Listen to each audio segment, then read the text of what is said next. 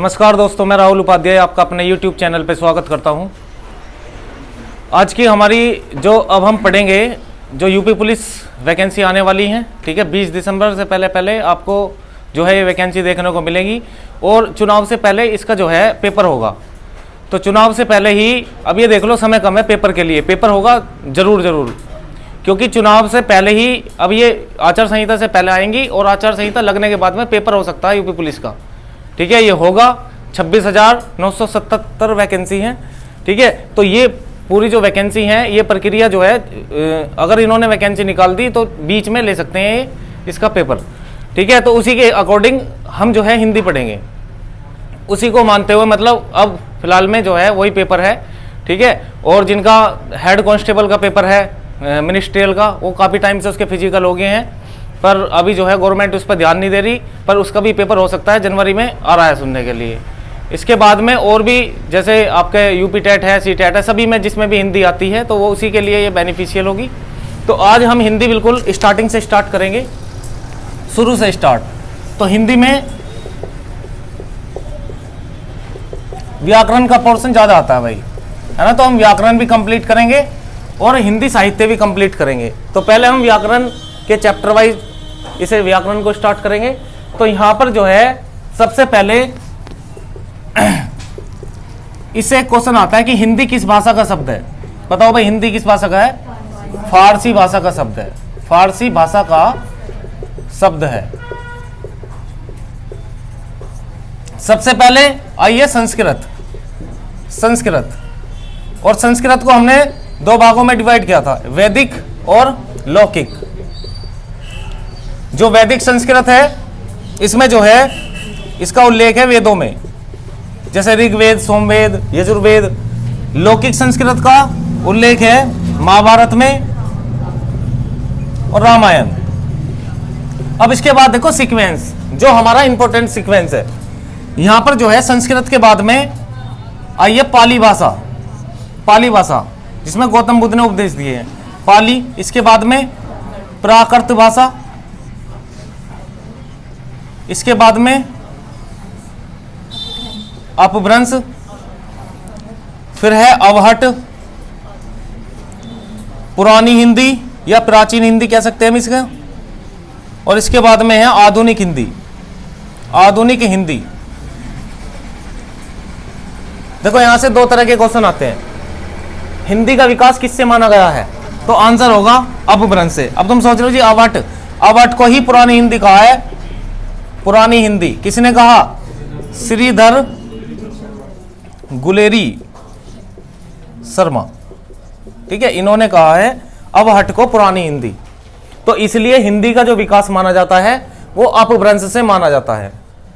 तो यहां से आपसे देखो हिंदी किस भाषा का शब्द पूछ सकता है, फारसी भाषा का है। हिंदी का विकास किससे है? अपभ्रंश से है, ठीक है। आधुनिक हिंदी और अपभ्रंश के बीच की कड़ी किसे माना जाता है? तो ध्यान रखना अवहट को माना जाता है, क्योंकि इसे इन्होंने क्या माना है? पुरानी हिंदी माना है, ठीक है जी। अब देखो अगली चीज क्या है, हिंदी दिवस आपसे पूछता है। हिंदी दिवस, ठीक है। कोई टॉपिक स्टार्ट करने से पहले हम थोड़ा बेसिक देख रहे हैं। हिंदी दिवस कब मनाते हैं? 14 सितंबर। एक आता है विश्व हिंदी दिवस, तो विश्व हिंदी दिवस मनाते हैं हम 10 जनवरी को, 10 जनवरी, ठीक है। ये चीज है।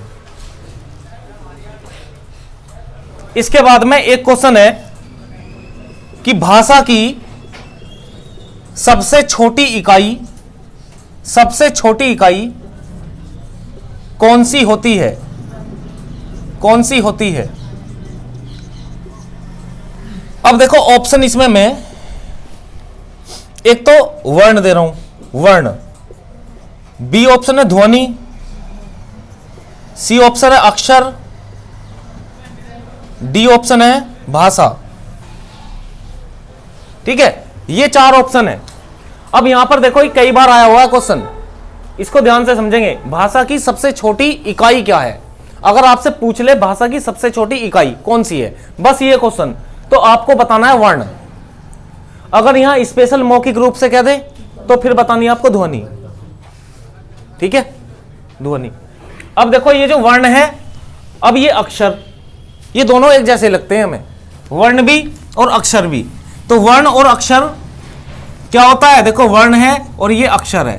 भाई हमने अगर क्या बोला तो क्या है, अक्षर है, ठीक है। अगर हमें इसे वर्णों में करना है तो कै के साथ में क्या बोल रहा है, तो अब ये दोनों ही वर्ण है, ठीक है। और सबसे छोटी यही है, जैसे मैथ में लेते हो ना तुम, लास्ट का अंक पकड़ लेते हो, इसी तरीके से यहां भी लास्ट के देखना है। अब लास्ट में हमें जो प्राप्त होता है, जितने भी स्वर हैं, आपको पता है जितने भी स्वर हैं वे क्या है, सारे के सारे वर्ण होते हैं, ठीक है। इसलिए तो उसमें हम क्या पढ़ते हैं, वर्णमाला पढ़ते हैं। और वर्णमाला में दो चीजें पढ़ते हैं, व्यंजन भी और स्वर भी। व्यंजन आप लिखते हो, नीचे अनंत लगाना पड़ता है, इसलिए वो वर्ण है। अगर हम पूरा लिखते वो क्या हो जाता, अक्षर, ठीक है। तो इसलिए हम बोलते हैं वर्णों का व्यवस्थित समूह वर्णमाला कहलाता है, ठीक है भाई। तो हमारा जो चैप्टर होगा पहला ही, वो क्या होगा, वर्णमाला ही होगा। नोट करेंगे इसे, कर लिया नोट।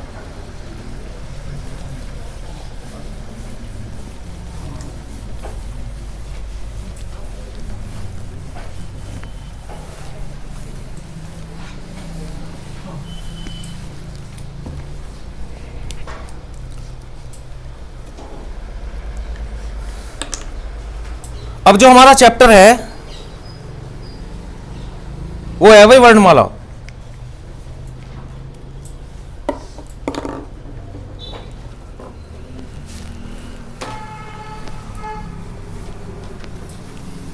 चैप्टर है वर्णमाला।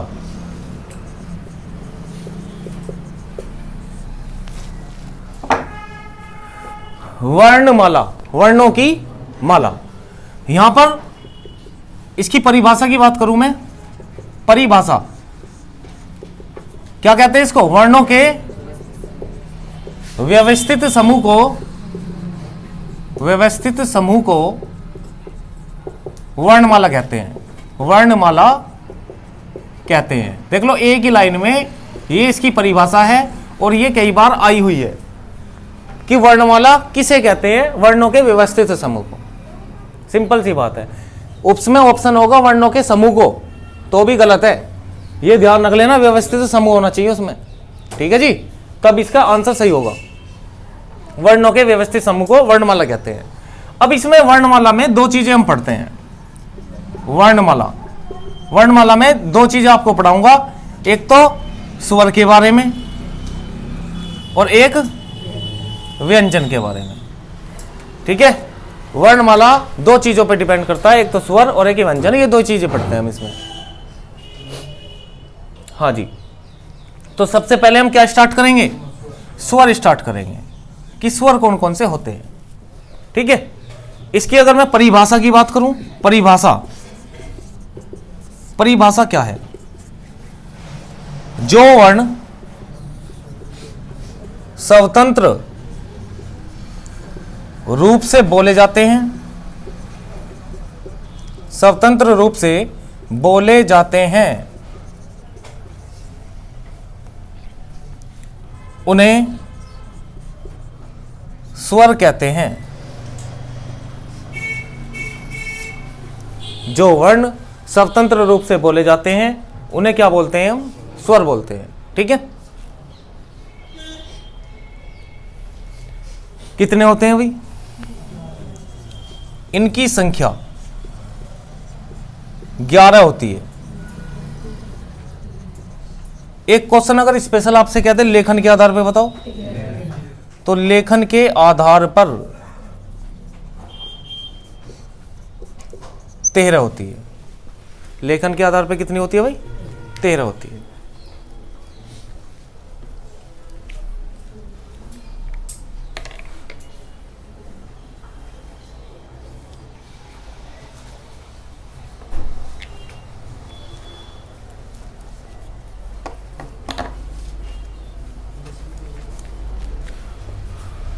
अब देखो ये 13 कौन कौन सी हैं,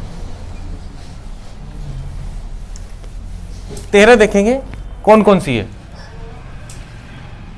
एक तो ए है, आ, छोटी ई, बड़ी ई, छोटा ऊ, ऋषि, ए, ओ और औ। ये तो हो गया 11, ठीक है। ये कितने हैं, 11। आपसे क्वेश्चन आए कि स्वर की संख्या डायरेक्ट आपको बताना है 11। स्पेशल क्या रखा हो लेखन के आधार पर तो कितनी, ठीक है, इतनी बात आपको ध्यान रखनी है। और यहां देखो ये सारी की सारी ये क्या है, ये स्वर हैं और ये स्वतंत्र रूप से बोले जाएंगे। आप कोई से भी इसको बोल के देखो, ये बिल्कुल स्वतंत्र हैं, बिल्कुल स्वतंत्र ही बोलेंगे। अगर ए बोलेंगे तो ए बोलेगा, ई बोलेंगे तो ई बोलेगा, आई बोलेंगे तो आई बोलेगा, ठीक है। इसे छोड़कर, ध्यान से सुनो, इसको छोड़कर बाकी सारी की सारी क्या है, मात्रा है। जैसे ये वाला है, हमने लिखा जैसे विद्यालय, विद्यालय ऐसे लिखा, और ये वाला जो आ का डंडा है ये यही है, ठीक है, जो बीच में आता है। ये छोटी ई की मात्रा ये वाली है, ये छोटी ई की मात्रा है भाई। अगर मैं मात्रा को ऐसे चढ़ाता ये वाली, तो ये मात्रा हो जाती बड़ी ई की, ठीक है। ये मात्रा जैसे इस तरीके से चढ़ाते हैं, जैसे हमने कुल लिख दिया तो ये मात्रा ऊ की मात्रा है। अगर हम कुल इस तरीके से लिख देते तो ये मात्रा कौन सी हो जाती, बड़े ऊ की, ठीक है। ये आपको खूब अच्छे से जानकारी होगी, पर फिर भी मैं बता रहा हूं। ये वाली जो मात्रा है, जैसे मैंने लिख दिया मेला, ठीक है, तो ये वाली मात्रा एक ही मात्रा है, एक मात्रा है मात्र, ठीक है। अगर मैं यहां डबल मात्रा चढ़ा देता डबल, तो ये वाली मात्रा हो जाती, ठीक है। अगर मैं आ के डंडे के साथ में मात्रा चढ़ा दूं, है, हाँ चलो ओम ले लिया हमने, आ के डंडे के साथ में मात्रा है, ठीक है। तो ये आ के डंडे के साथ में मात्रा कौन सी होगी, ये ओ वाली। अगर ये मात्रा डबल होती है तो मात्रा कौन सी हो जाती, डबल होगी। तो जितनी भी मात्राएं हैं वे सारी की सारी मात्राएं हैं ये, इसे छोड़कर। अब आपसे यहां मात्रा की संख्या पूछ ले कितनी होती है, बताओ कितनी है। ये 10 मात्रा है। हिंदी में स्वरों की जरूरत क्यों पड़ी हमें, मात्राओं के लिए। मात्रा ना होती तो किसी का नाम बोल के देखो, अच्छा लगता कोई भाई है। राम का देखो, राम है, अब इसमें भी तो स्वर का प्रयोग हुआ है। ये रहा स्वर, मतलब ये रही मात्रा आगे डंडे की। अब ये क्या बन जाता, रम बन जाता, बताओ। राम हालांकि नाम होता है, लेकिन और जिसके बहुत सारे मात्राएं चढ़ती हैं, अब उसकी मात्रा में क्या होता है, ठीक है। तो इसका जो जरूरत पड़ी हमें, ज्यादातर आप कह सकते हो मात्राओं के लिए, ये 11 है। इसके बाद में तुम सोच रहे होगे जी ये दो कौन कौन सी हैं जो 13 हो रही है, ठीक है, तो वो भी बता रहा हूं।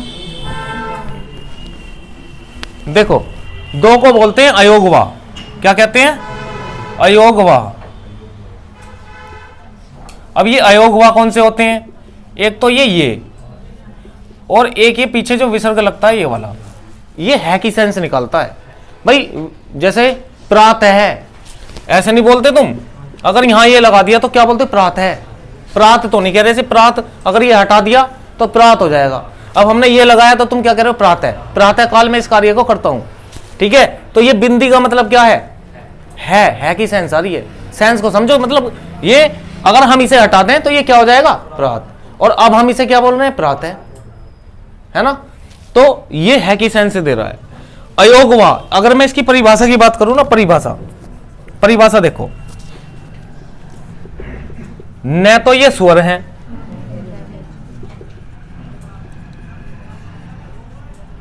और न ही व्यंजन है, ठीक है भाई। रटने वाली बात नहीं है, ध्यान मतलब समझो इसे। अयोगवा क्या है, न तो ये स्वर है। अब स्वर की जरूरत क्यों पड़ रही, मात्रा चढ़ाने के लिए। अगर हम मात्रा में प्रयोग करेंगे तो फिर ये स्वर है। अगर हम इनका शब्दों में प्रयोग करें, मतलब वर्णों में प्रयोग करें, तो फिर ये व्यंजन है।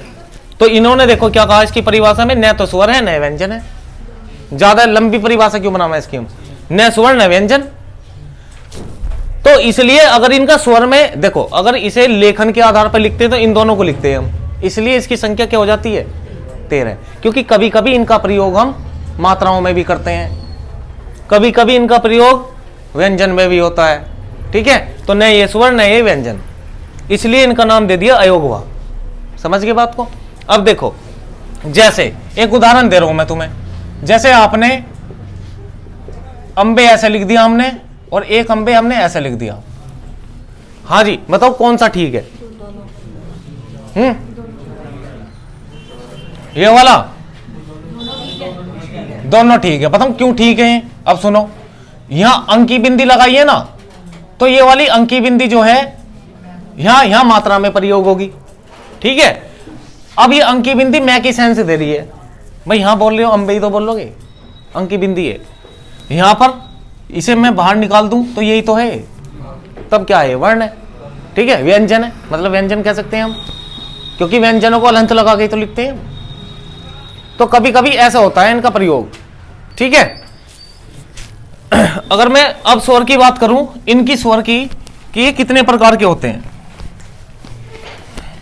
अब हम इसकी बात करेंगे, इसके प्रकार की। इसको स्वर के प्रकार,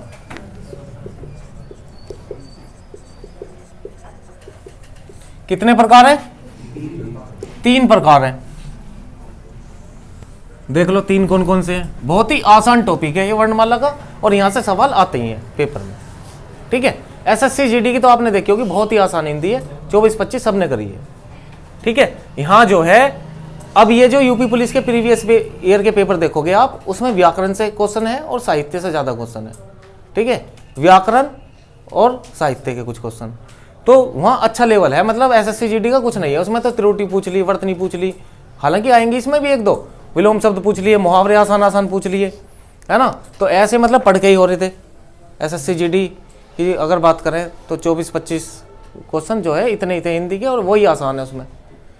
तो यूपी पुलिस में ये चीज़ें आती हैं, व्याकरण पूछी जाती है, संधि समास, है ना, वर्तनी क्रिया, काल, तो ये चैप्टर हैं, तो ये व्याकरण में ही आते हैं हिंदी में। अब देखो ये कितने प्रकार के, 3 प्रकार।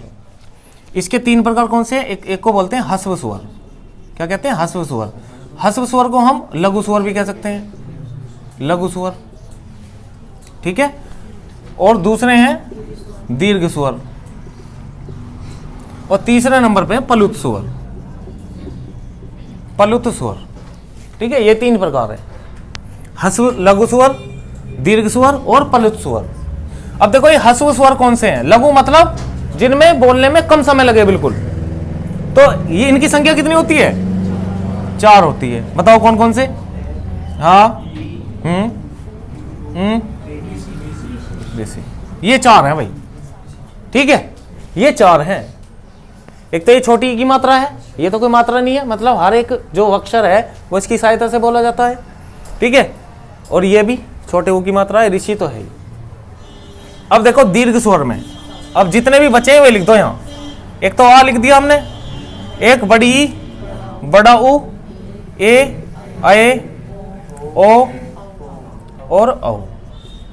अब ये 7 बच रहे थे, हमने 7 ही लिख दिए इसमें, ठीक है। अब इसको भी, ये दीर्घ स्वर भी अपने आप में 2 प्रकार का है। देखो इसे हम 2 पार्ट्स में डिवाइड करेंगे, ध्यान से सुनना। अब ये याद करने वाली चीज नहीं है, ये 4 याद कर लेना, बच्चे कुछ यहां लिख देना, ठीक है ना। अब यहां पर एक को तो बोलते हैं कौन सा स्वर, मूल दीर्घ स्वर, एक को बोलते हैं संयुक्त स्वर, संयुक्त स्वर। अब देखो मूल दीर्घ स्वर कौन से हैं, मूल दीर्घ स्वर इसमें एक तो आ है,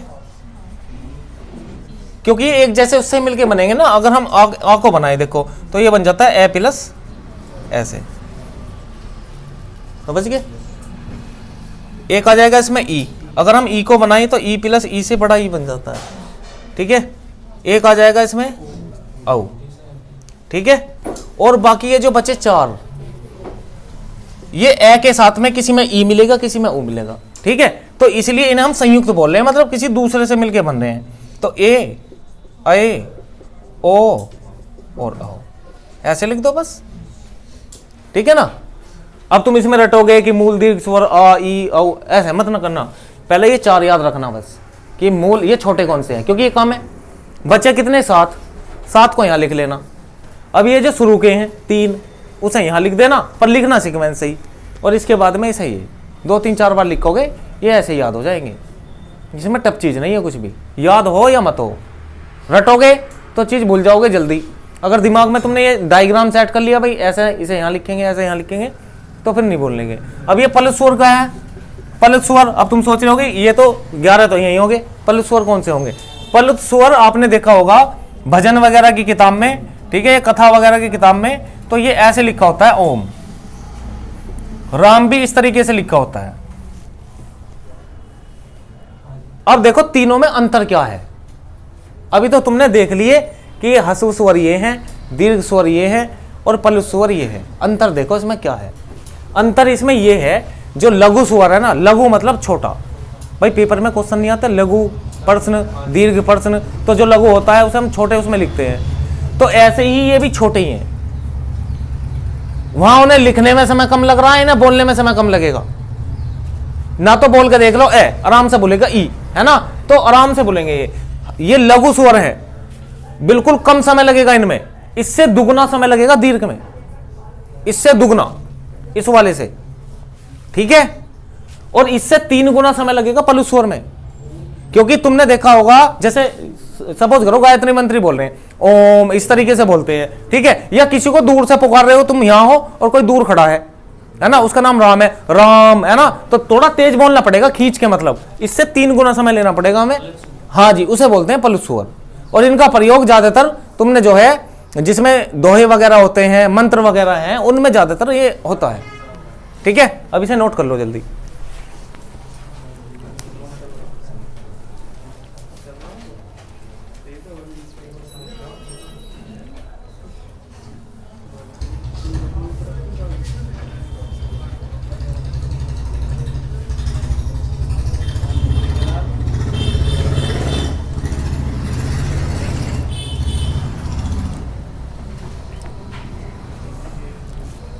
कर दो रब।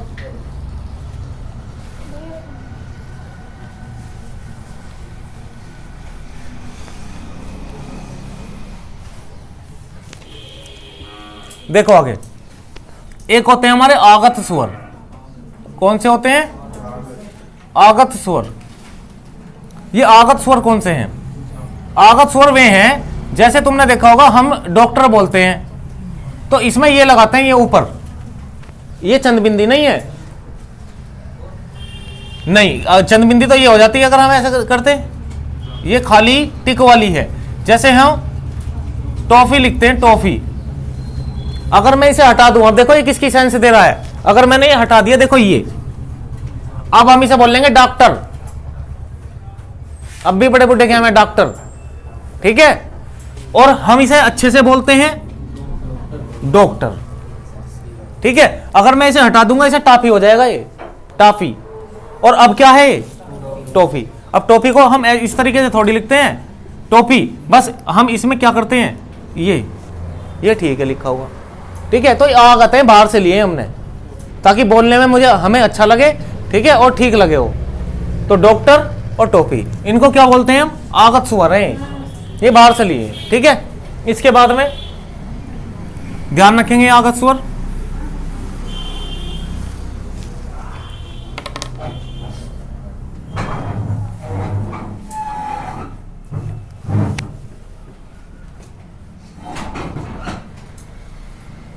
अब देखो उच्चारण का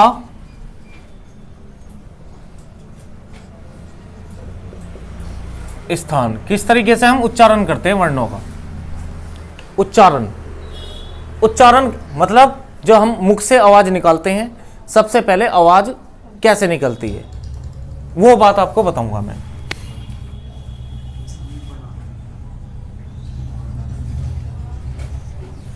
देखो ये जो है ना, ये जो गले में होती है, इसको बोलते हैं कंठ।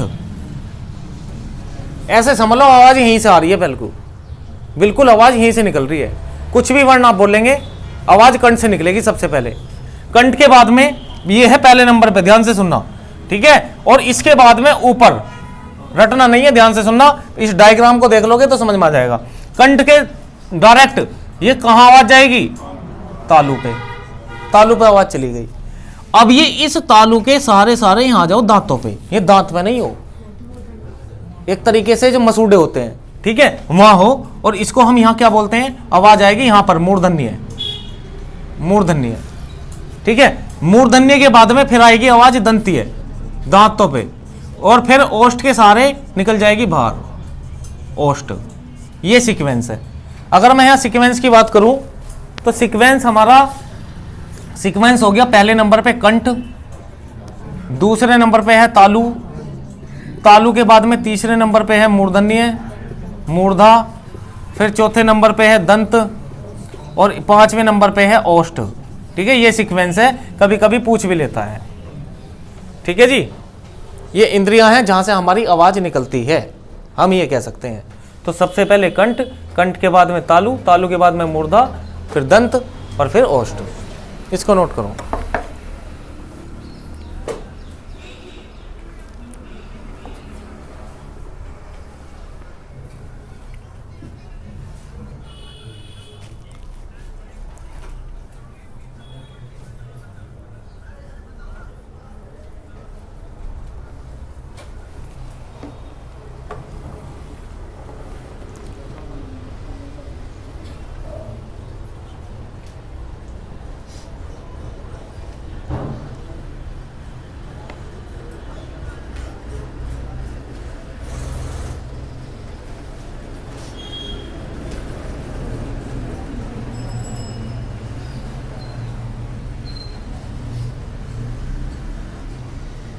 ठीक है भाई, और ये किसके आधार पर है?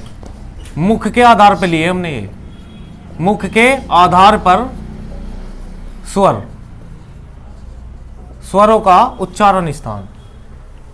ठीक है, ये मुख के आधार पे हैं, तो मुख के आधार पे देख लिया सबसे पहले आवाज कहां से आ रही है और कहां तक पहुंच रही है।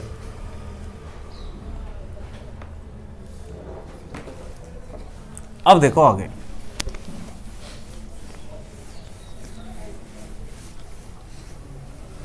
अब देखेंगे भाई हम ओष्ठ के आधार पर, ओष्ठ के आधार पर, ओष्ठ का मतलब क्या है यहां पर? होठ, होठों के आधार पर जो स्वर होते हैं, पर स्वर, स्वरों का उच्चारण, ओष्ठ के आधार पर स्वरों का उच्चारण स्थान। यहां देखो, ओष्ठ के आधार पर एक तो होता है वृत्ताकार, वृत्ताकार स्वर, और एक होते हैं अवृत्ताकार। कौन से होते हैं? अवृत्ताकार। अब देखो वृत्ताकार क्या, जिन स्वरों को बोलने में, जिन स्वरों को बोलने में होठों का आकार, होठों का आकार गोल हो जाए, होठों का आकार कैसा हो जाए भाई? गोल हो जाए, बोलने में गोल हो जाए, वे कैसे स्वर होते हैं? वे होते हैं वृत्ताकार। वृत्ताकार मतलब गोल। अब इनमें से बताओ 11 स्वर हैं, इनमें से छांटने हैं, इसके अलावा कोई नहीं लेने हमें। इनमें से कौन से तुम्हें ऐसे लग रहे हैं जिनसे होठों की आकृति कैसी हो रही है? गोल हो रही है। बताओ ऐसे कौन से हैं? हाँ जी, हम बोल लेंगे ओ। ओ बोलने से होठ क्या हो रहे हैं? एक तुम्हें महसूस हो रहा होगा कि गोल शेप में हो रहे हैं। ऊ, औ, ठीक है, ये क्या है? वृत्ताकार है। इसके बाद में जितने भी बचे अवृत्ताकार। ठीक है, तो इसकी परिभाषा तो लिखने की कोई जरूरत ही नहीं है। अवृत्ताकार में क्या है? जिनमें होठों की आकृति गोल ना हो, बस। ठीक है, जिनमें होठों की आकृति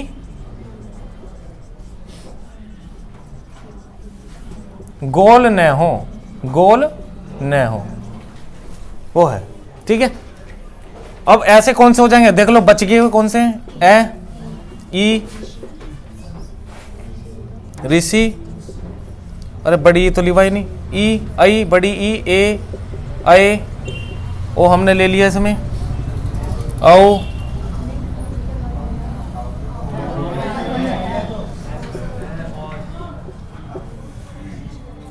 ठीक है। अब इसमें ऋषि भी ले लिया,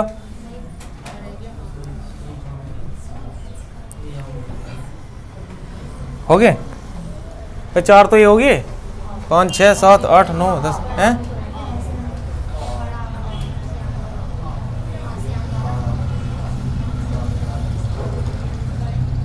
सीक्वेंस लिख लो ना यार, ऐसा क्यों कर रहे हो? आ, ए, आ, ई, बड़ी ई, वो हमने ले लिया, बड़ा वो ले लिया, ऋषि और ए और आई।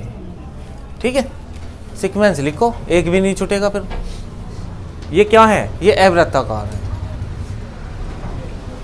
ठीक है, अभी हमने होठ के आधार पर देख लिया, अभी मुख के आधार पर देखा था, अब ये ओष्ठ के आधार पर है। इसके बाद में अब देखेंगे हम जीवा के आधार पर। किसके आधार पर भाई, जीवा के आधार पर। जीवा के आधार पर स्वर, ये जीवा के आधार पर है। लो भाई ये बना दी जीव हमने, और इसके आधार पर ही देखेंगे। यहां पर जो बोले जाएंगे इनको बोलेंगे अग्र स्वर, इसके बीच में जो बोले जाएंगे इनको बोलेंगे मध्य स्वर, और सबसे लास्ट में जो बोले जाएंगे इसको क्या बोलेंगे हम, पश्च स्वर। पश्च स्वर।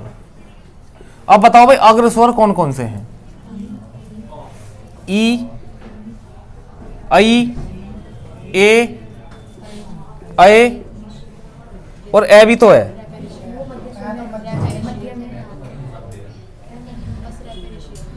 हाँ हाँ ऋषि। मध्य में है ए और आ, केवल ए। बाकी जो बचे जितने भी हैं वे किस में चले जाएंगे, पश्च में। अब देख लो कितने बचे, एक तो आ और ऊ,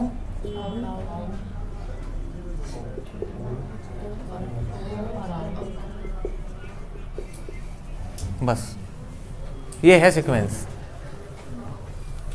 ठीक है जी, मध्य स्वर में ये है, पश्चिम में वो है, और ऋषि इसी में ये है। ठीक है, ऋषि वैसे मूर्धा है,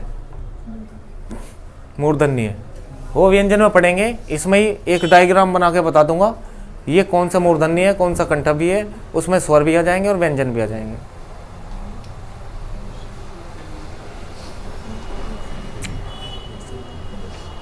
नेक्स्ट क्लास में जिसके याद नहीं है वे 25 स्वर मैं यहाँ लिख रहा हूँ, वो आपके उस पे प्रैक्टिस कर लेना, आप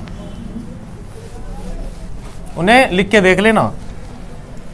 वर्णमाला इसी से होगी, देखो याद रख लेना, कचट तप, कचट तप। ठीक है, काफी इस चीज से हम इसे कवर कर लेंगे।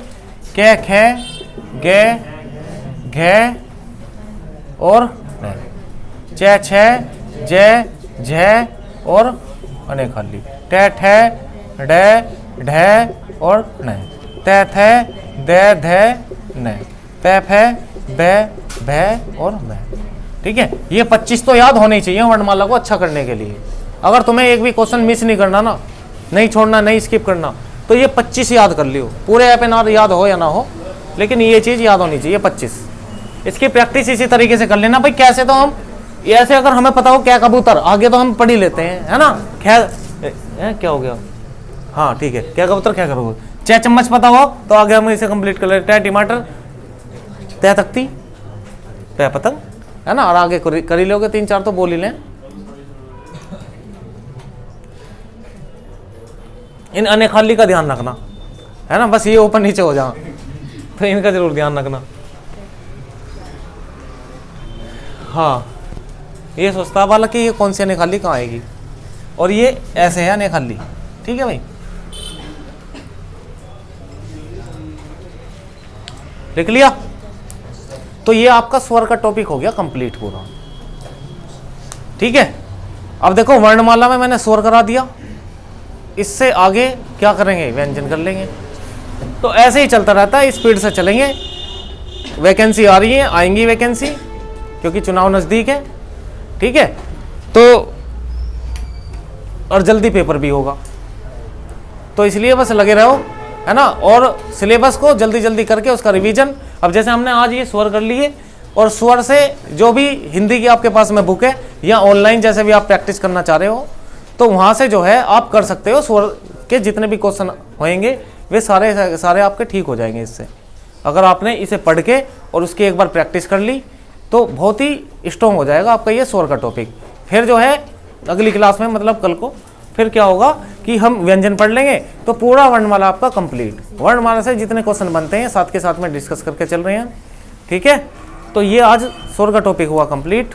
उम्मीद है आपको ये वीडियो अच्छी लगी होगी। अगर अच्छी लगी है तो प्लीज़ ज़्यादा से ज़्यादा लाइक करें, दोस्तों को शेयर करें। धन्यवाद, जय हिंद।